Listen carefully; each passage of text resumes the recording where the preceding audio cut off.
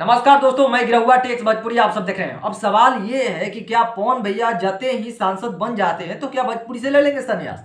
देखिए, कल से ये पूरे तरीका से सोशल मीडिया पर वायरल हो गया है, या हाला हो रहा है या शोर हो रहा है कि king of power star Pawan Singh Bhojpuri से हो जाएंगे या ले लेंगे संन्यास, क्योंकि अब जाने वाले हैं राजनीतिक पार्टी में, वो भी सांसद के लोकसभा से चुनाव लड़ने, वो भी आरा से। हालांकि ये सीट का डिसाइड अभी तक नहीं हुआ है। कल हमने इंटरव्यू भी देखा था पवन भैया के, उसमें भी कोई डिसाइड नहीं हुआ है।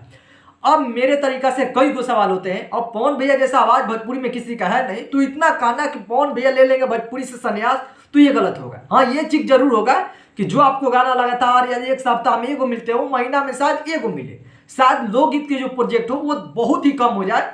जो आप थोड़ा सा पोजिशन वाला भैया का गाना देखते हैं तब, लेकिन वो तब होगा जब लोकसभा में जाकर और सांसद से आप लोगों के वोट से अगर जीत जाते हैं, विजय पा लेते हैं, तब उनका गाना बहुत ही कम हो जाएगा।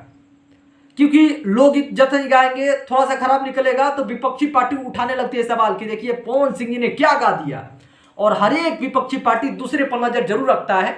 ठीक है, तो अब पवन भैया सांसद बनेंगे तो उसके बाद देखा जाए। रही बात फिल्म इंडस्ट्री के सवाल, हाँ, तो फिल्म जितना आप देख रहे हैं कि लगातार पवन भैया महीना में वो आएगा, अब वैसे नहीं आएगा।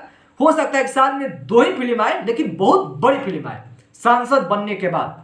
तीसरा सवाल ये होगा कि हमारे बिहार के खुद आरा जिला के हमारे रहने वाले पवन भैया हैं, तो उम्मीद होगा कि जैसे यूपी में सब्सिडी मिलता है, तेलुगु में सब्सिडी मिलता है, मुंबई में भी सब्सिडी मिलता है, कि अगर यूपी के कलाकार हो और यूपी में शूटिंग करें तो उनको 75% सरकार सब्सिडी देती है।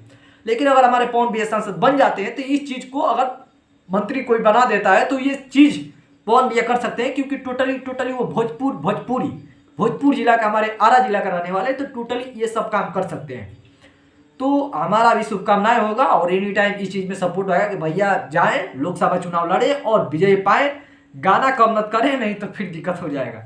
तो बहुत खुशी की बात है भाई। तो इतना जल्दी पवन भैया संन्यास नहीं लेने वाले हैं। हाँ, लोकगीत गाना थोड़ा सा होगा, लेकिन अब दूसरा ढंग का लोकगीत होगा, क्योंकि आप एनी टाइम जैसे जैसे गाना सुने पुराना, वो चीज साफा बंद हो जाएगी।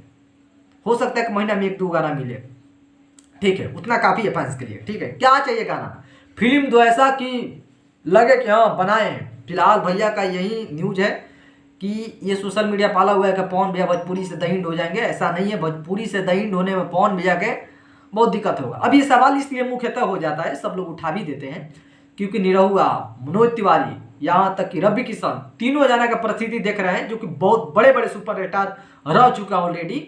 तो उन लोग जैसे ही सांसद के चुनाव लड़े तो वो क्या करे कि कम कर दिए। लेकिन ये हमारे भोजपुरी, जो कि बिहार के टेरेटरी है, यूपी टेरेटरी है, वहां पर पवन भैया का कुछ दूसरा भाव है। मनोज तिवारी का दूसरा भाव था, वो चल गए थे मुंबई, और मुंबई चल गए थे तो कैमूर जिला का रहने वाले हमारे बिहार के हैं मनोज तिवारी जी, वो आते नहीं है यहाँ के, क्योंकि सांसद तो दिल्ली के हैं। तो अगर हमारे बिहार के सांसद पवन भैया बन जाते हैं तो ऑलरेडी बिहार में आगमन ज्यादा होगा, और बिहार में आगमन ज्यादा होगा तो जरूरी बात है कि गाना तो जरूर आएंगे।